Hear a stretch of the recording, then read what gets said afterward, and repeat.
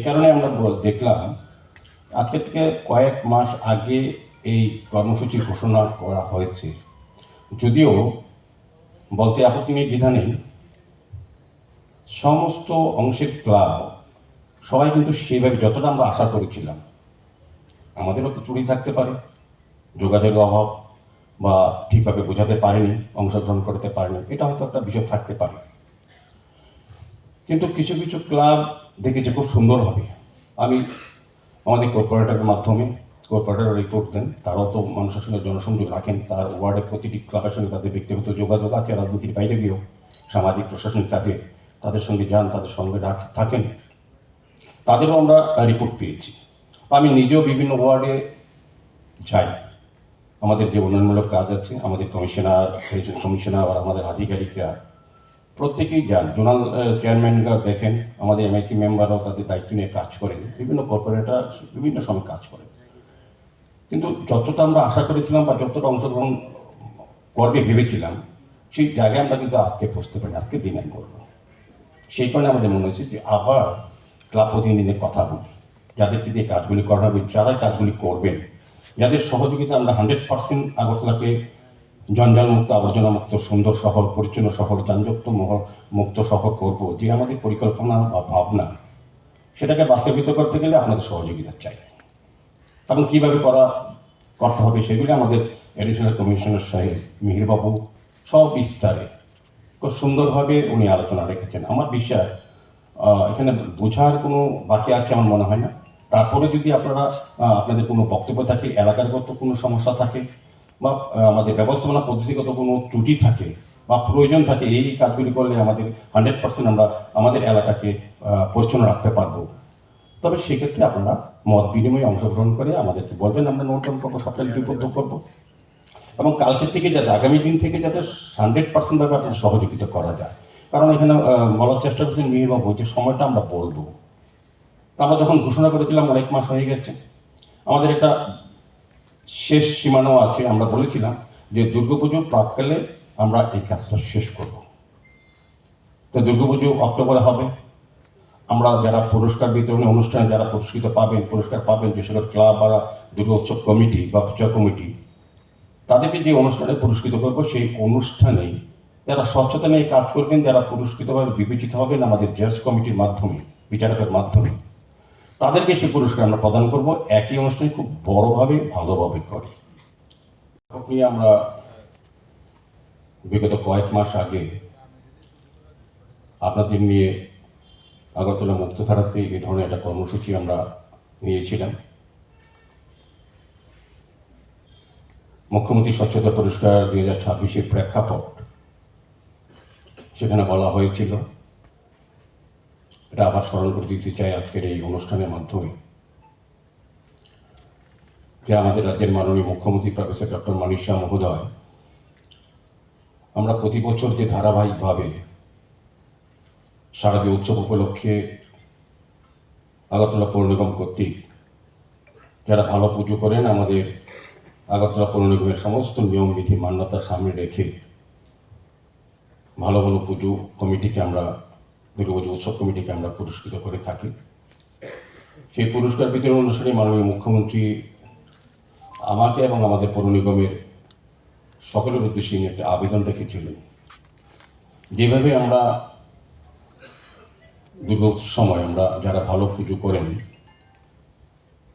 তাদেরকে যখন পুরস্কৃত করি, উনি আশা প্রকাশ করেছিলেন বা আমাদেরকে একটা বলার চেষ্টা করেছিলেন যে যারা আগরতলা শহরকে সুন্দর পরিচ্ছন্ন রাখার ক্ষেত্রে সরকারের সঙ্গে পৌর নিগমের পাশাপাশি যে সকল সামাজিক সংস্থা, সংগঠন, ব্যক্তি বা প্রতিষ্ঠান কাজ করেন বা কাজ করবে,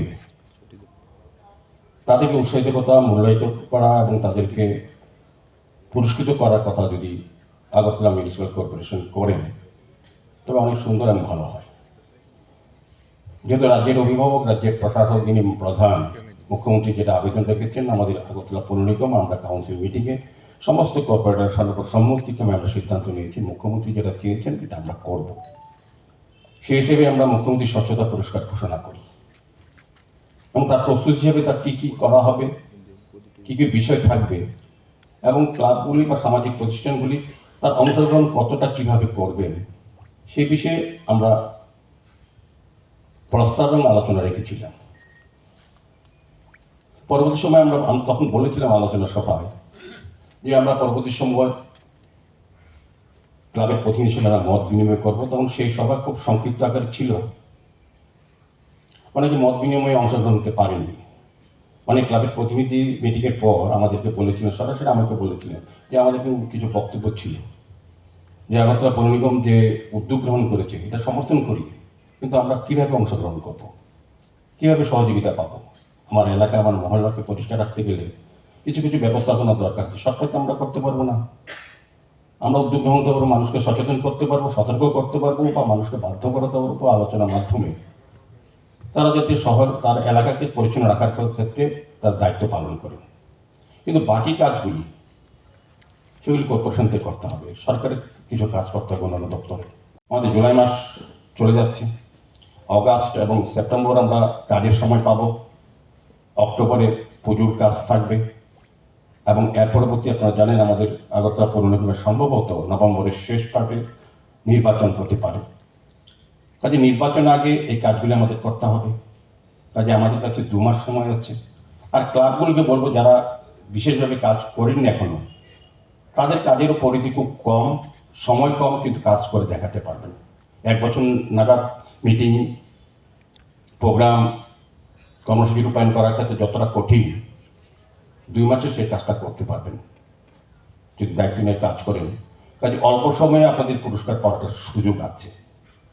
আর যেহেতু আমাদের পৌর নিগম আমরা চাইছি, আমাদের সরকার চেয়েছেন, আমাদের কেন্দ্রীয় সরকার এবং সুপ্রিম কোর্টেও একটা নির্দেশনা এসছে, এটা আইনে প্রণীত হয়েছে যে শুধু স্বচ্ছতা আমি অংশগ্রহণ করব কিনা, বা আমার সমাজ বা সমাজ ব্যবস্থা মধ্যে অন্তর্ভুক্ত থাকবে কিনা, বা সামাজিক সংস্থাগুলি কাজ করবে কিনা, বা আমাদের জনপ্রতিনিধি যারা আছেন তারা সরাসরি অংশগ্রহণ করবে কিনা, এই বিষয়টা নিয়ে এখন সুপ্রিম কোর্ট বলে দিয়েছে, মহামান্য সুপ্রিম কোর্ট, প্রত্যেককেই অংশগ্রহণ করতে হবে, দায়িত্ব নিতে হবে। স্বচ্ছতা শুধু যে একটা ক্লাব, একটা দপ্তর, পৌর নিগমের বেসিক কাজ স্বচ্ছতা, এটা আমরা মানি।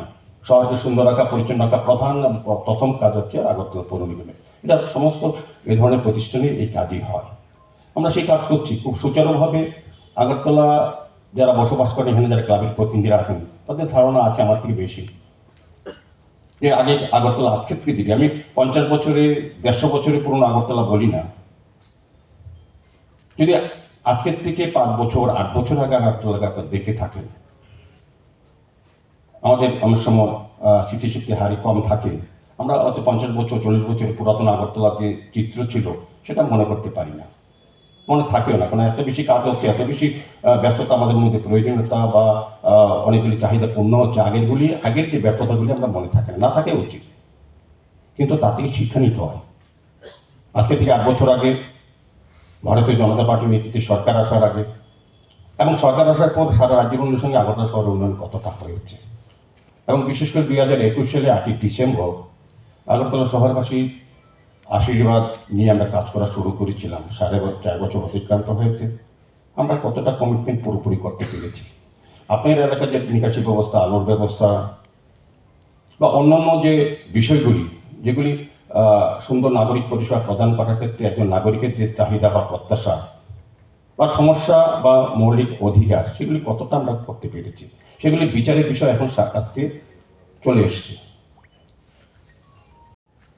আমরা আপনাদের ক্লাবে যাব, মানুষের সঙ্গে যাব, সামনে বলবো 2018 আগে এই রাজ্যের সার্বিক পরিস্থিতি, শহরের পরিস্থিতি বা আমাদের দলের কমিটমেন্ট বা সরকারের কাজ, এবং 2021 আমাদের দল এবং সরকারের প্রতিশ্রুতি কতটা বাস্তবিত করতে পেরেছি। এই 4.5 বছর, অল্প সময়ে দীর্ঘ 40-50 বছরের যে অনুন্নয়ন, তা কতটা আমরা গোছাতে পেরেছি বা কতটা কাজ এখন জন্য করেছি, কতটা প্রত্যাশা ছিল, কতটা চাহিদা ছিল, কতটা সমস্যা ছিল, এবং সেগুলি কিভাবে করা হয়েছে সেগুলি তুলে ধরব। তো যেহেতু স্বচ্ছতা পুরস্কার নিয়ে আলোচনা, আমি বলবো যে বিষয়গুলি আমাদের এডিশনাল কমিশনার বলেছেন বিস্তারিতভাবে, যে 5টা বিষয়ের উপর বিশেষ জোর দিয়েছেন। স্বচ্ছতা আপনার রাখতে হবে, স্বচ্ছতা করার ক্ষেত্রে আপনার ক্লাব, আপনার প্রতিষ্ঠান আর সামাজিক প্রতিষ্ঠানে কি কি কাজ করেছে, আগে যেগুলি করেছেন সেগুলির রেকর্ড কতটা আছে। আমি বিভিন্ন সময় আমার ওয়ার্ড এবং আমার বিধানসভা অন্তর্গত ক্লাব বা বিভিন্ন জায়গায় যখন আমাকে ডাকা হয় কোনো অনুষ্ঠানে, তখন স্বচ্ছতার বিষয়টা আমরা বলি, কারণ এটা আমাদের মেইন কাজ। আমরা বলি যে এখানে বলার চেষ্টা করেছেন এভালুয়েশন করা হবে কি কি বিষয়ের উপর মার্কস থাকবে, যেমন স্বচ্ছতার বিষয়ে। স্বচ্ছতার বিষয়ে আপনি তো আর ড্রেন থেকে ময়লা তুলবেন না। যারা ময়লা তুলে আমাদের পৌর নিগমের সাফাই কর্মী বন্ধুরা, তাদেরকে সহযোগিতা করা, তারা কোন কোন জায়গাগুলি কাজগুলি টাচ করে না সেগুলি ক্ষেত্রে নিয়ে যাওয়া, ওয়ার্ড সেক্রেটারির মাধ্যমে ওয়ার্ড অফিসকে ব্যবহার করে সরকারি পর্যায়ে উদ্যোগ এটা। আপনারা শুধু ওই জায়গাগুলি দেখিয়ে দেবেন, ওই কাজগুলি করিয়ে নেবেন। প্লাস্টিক বর্জন একটা কথা বলা হয়েছে, এটা আমাদের অভিশাপ।